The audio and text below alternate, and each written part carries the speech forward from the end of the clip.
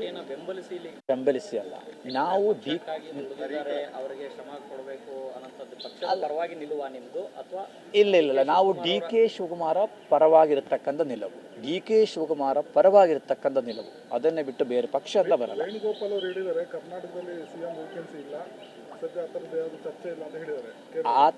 ನೋಡಿ, ಆ ಥರ ಏನಾದರೂ ಮಾಡಿದರೆ ಆ್ಯಕ್ಷನ್ಗೆ ರಿಯಾಕ್ಷನ್ ಇದ್ದೇ ಇರ್ತದೆ. ನಾವು ಇವತ್ತು ಸ್ವಾಮೀಜಿಗಳು ಸುಮಾರು 30-32 ಸಮುದಾಯದ ಮಠಾಧೀಶರುಗಳು ಅವರ ಜೊತೆ ಇದ್ದೇವೆ. ಮುಂದಿನ ದಿನಗಳಲ್ಲಿ ಡಿ ಕೆ ಶಿವಕುಮಾರ್ ಅವರು ಕೂಡ ರಾಜ್ಯದ ಒಬ್ಬ ಅತಿ ಹಿಂದುಳಿದ ವರ್ಗದ ನಾಯಕರು ಹಾಗೂ ಹೊರಹೊಮ್ಮಲೇಬೇಕಾಗತ್ತೆ. ಅವರು ಮುಖ್ಯಮಂತ್ರಿ ಆಗೋದು ಅಂದರೂ ಕೂಡ ಖಚಿತ. ಅದು ಎರಡನೇ, ಆದರೆ ಲೇಟ್ ಆಗಬಾರ್ದಂತ ನಮ್ಮ ಪ್ರಶ್ನೆ, ಬೇರೆ ಏನಿಲ್ಲ.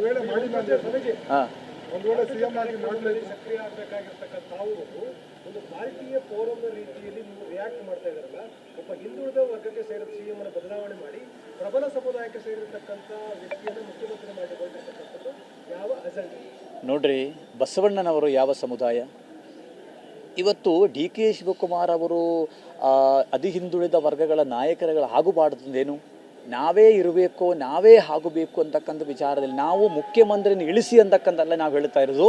ಡಿ ಕೆ ಶಿವಕುಮಾರ್ನ ಮುಖ್ಯಮಂತ್ರಿ ಮಾಡಿ ಅಂತಕ್ಕಂಥ ನಾವು ಹೇಳ್ತಾ ಇದ್ದೀವಿ.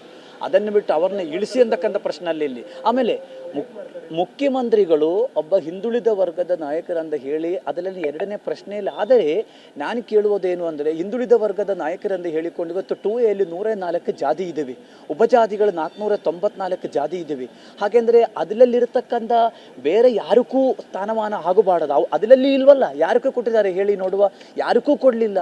ಅದಕ್ಕೋಸ್ಕರ ಒಕ್ಕಲಿಂಗ ಸಮುದಾಯದಲ್ಲಿ ಹುಟ್ಟಿದ ಒಂದೇ ಕಾರಣಕ್ಕೋಸ್ಕರ ಅವರು ಆಗಬಾರದಂತ ಏನೂ ಇಲ್ಲ. ಅವರೂ ಕೂಡ ಈ ರಾಜ್ಯದ ಭಾಳಷ್ಟು ಅಭಿವೃದ್ಧಿ ಕೆಲಸಗಳಲ್ಲಿ ಭಾಳಷ್ಟು ಅಭಿವೃದ್ಧಿ ಹರಿಕಾರರಾಗಿ ಅವರು ಕೂಡ ಕೆಲಸ ಮಾಡಿ. ಮತ್ತು ಒಂದು ವೇಳೆ ಕಾಂಗ್ರೆಸ್ ಪಕ್ಷ ಅವರು KPCC ಅಧ್ಯಕ್ಷರಾಗಿ ಅಧಿಕಾರವನ್ನು ತೆಗೆದುಕೊಳ್ಳುವ ಸಂದರ್ಭದಲ್ಲಿ ಈ ರಾಜ್ಯದಲ್ಲಿ ಕಾಂಗ್ರೆಸ್ ಪಕ್ಷ ಯಾವ ಪರಿಸ್ಥಿತಿಯಲ್ಲಿದ್ದರು?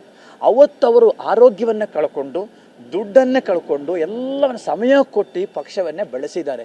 ಅದಕ್ಕೆ ಮತ್ತು ಮಾತು ಆಗಿದೆಯಲ್ಲ, ಈಗ ತಾವುಗಳಿಗೆ ಮಾಧ್ಯಮದವ್ರಿಗೆಲ್ಲ ಗೊತ್ತಿದೆ.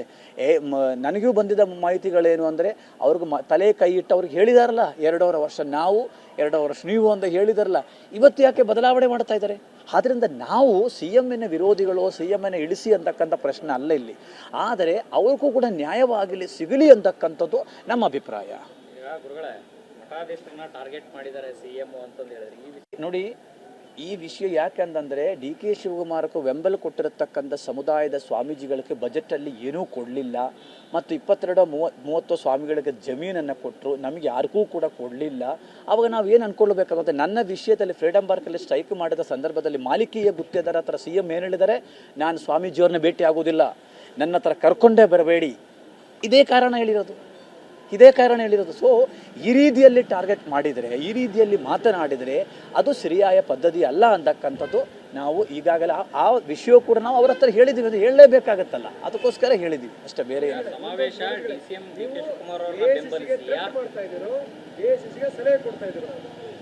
ಆವಾಗಲೇ ಹೇಳಿದ್ದೀನಿ, ಕಾಂಗ್ರೆಸ್ ಪಕ್ಷ ಕರ್ನಾಟಕದಲ್ಲಿ ದೇಶದಲ್ಲಿ ವಿರೋಧ ಪಕ್ಷದ ಸ್ಥಾನದಲ್ಲಿ ಕಾಂಗ್ರೆಸ್ ಇರಬೇಕು.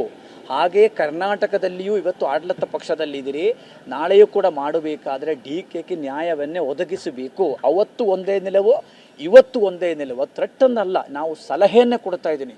ಅವರು ಮಾಡಲಿಲ್ಲ ನೋಡಿ, ಕೇರಳದಲ್ಲಿ ಮೊನ್ನೆ ಸುಧಾಕರ್ನಂತ ಒಬ್ಬ ಕಾಂಗ್ರೆಸ್ ಲೀಡರ್ಗೆ ಸೀಟು ಕೊಡೋದು ದೊಡ್ಡ ವಿಷಯ ಬಂದು ಸನ್ಮಾನ್ಯ ಖರ್ಗೆ ಅವರ ಕರೆದ್ರು, ಮಾತಾಡಿದ ಎಲ್ಲ ವ್ಯವಸ್ಥೆಯನ್ನು ಮಾಡಿದರು. ಹಾಗೆ ಇಲ್ಲಿಯೂ ಕೂಡ DK ಶಿವಕುಮಾರ ವಿಷಯದಲ್ಲಿ ಯಾಕೆ ತಡವಾಗ್ತಾ ಇದೆ? ಆ ತಡವ ಆಗಬಾರದು, ಅವ್ರಿಗೆ ಅಧಿಕಾರವನ್ನು ಕೊಡಿ ಅಂತಕ್ಕಂಥ ವಿಷಯದಲ್ಲಿ ನಾವು ಮತ್ತೂ ಕೂಡ ಒತ್ತಾಯ ಮಾಡೋಕ್ಕೋಸ್ಕರ ಇವತ್ತು ನಾವು ಕೋರ್ ಕಮಿಟಿಯ 4 ದಿನ ಸ್ವಾಮೀಜಿಗಳು ಬಂದು ಮತ್ತು ನಮಗೆ ಆಗಿರತಕ್ಕಂಥ ನೋವುಗಳು ಕೂಡ ನಾವು ಅವರ ಹತ್ರ ಹೇಳಿದ್ದೀವಿ. ಸಮುದಾಯಕ್ಕೆ, ನಮ್ಮ ಈಡಿಗ ಸಮುದಾಯಕ್ಕೆ ಕೊಟ್ಟ ಭರವಸೆಯೂ ಕೂಡ CM ಈಡೇರಿಸಲು ಒಂದೇ ಒಂದು ರೂಪಾಯಿ ಬಜೆಟಲ್ಲಿ ಈಡಿಗ ಸಮುದಾಯಕ್ಕೆ ಕೊಡಲಿಲ್ಲ. ಈ ಮೈನ್ಯೂಟ್ ಸಮುದಾಯಗಳಿಗೆ ಯಾರಿಗೂ ಕೊಡಲಿಲ್ಲ. ಯಾರು ಅವರ ಪರವಾಗಿ ನಿಂದಿದಿರೋ ಅವ್ರಿಗೆಲ್ಲವನ್ನೇ ಕೊಟ್ಟಿದ್ದಾರೆ, ಬೇಕಾದ ರೀತಿ ಕೊಟ್ಟಿದ್ದಾರೆ. ಕರ್ನಾಟಕದಲ್ಲಿ ಇವತ್ತು ಬಡ ಸಮುದಾಯಗಳ ಮಠಗಳಿದ್ದಾವೆ. ಆ ಬಡ ಸಮುದಾಯಗಳಲ್ಲಿ ರಾಜಕಾರಣಿಗಳು ಕೂಡ ಇಲ್ಲ. ಹಾಗಂದರೆ ಅವರ ಮಠಗಳು ಹೇಗೆ ಉದ್ಧಾರ ಆಗುತ್ತೆ? ಸರ್ಕಾರ ಒಂದು ಕಣ್ಣಲ್ಲಿ ಬೆಣ್ಣೆ, ಒಂದು ಕಣ್ಣಲ್ಲಿ ಸುಣ್ಣೆ ಹಚ್ಚುವ ಕೆಲಸ ಮುಖ್ಯಮಂತ್ರಿಗಳು ಮಾಡುತ್ತಾ ಇದ್ದಾರೆ.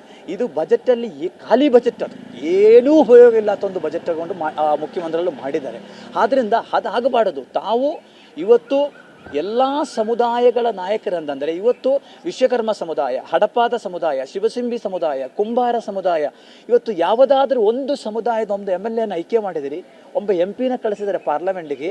ಮೈನ್ಯೂಟ್ ಸಮುದಾಯಗಳಿಂದ ಯಾರನ್ನೇ ತಾವು ಕಳಿಸಿಲ್ಲ. ಹಾಗೆಂದರೆ ಸಮಾನತೆ ಮತ್ತು ಸಾಮಾಜಿಕ ನ್ಯಾಯ ಎಲ್ಲಿದೆ ಅಂತಕ್ಕಂಥದ್ದು ಮಾನ್ಯ ಮುಖ್ಯಮಂತ್ರಿಗಳು ಸಿದ್ದರಾಮಯ್ಯನವರು ಹೇಳಬೇಕಾಗತ್ತೆ. ಅಧಿಕಾರವೆಲ್ಲ ನಮಗೆ ಬೇಕು ಅಂತ ಬಂದಾಗ ಈ ರೀತಿಯಲ್ಲಿ ಏನಾಗುತ್ತೆ, ಹೋರಾಟಗಳು, ನೋವುಗಳು, ಅಸಮಾಧಾನಗಳು ಎಲ್ಲವನ್ನೇ ಕೂಡ ಆಗುತ್ತೆ. ಅದು ಸಹಜ ಅಲ್ವಾ?